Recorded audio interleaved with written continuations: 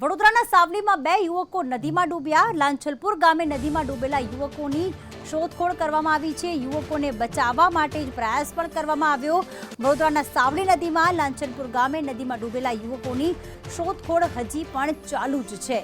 યુવકોને બચાવવા વડોદરા એનડીઆરએફની મદદ લેવામાં આવી.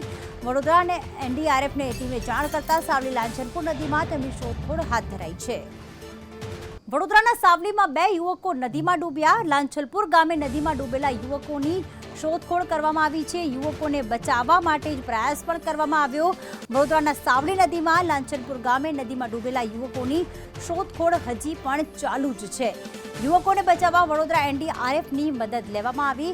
વડોદરા અને એનડીઆરએફને ટીમે જાણ કરતા સાવલી લાંછલપુર નદીમાં તેમની શોધખોળ હાથ ધરાઈ છે.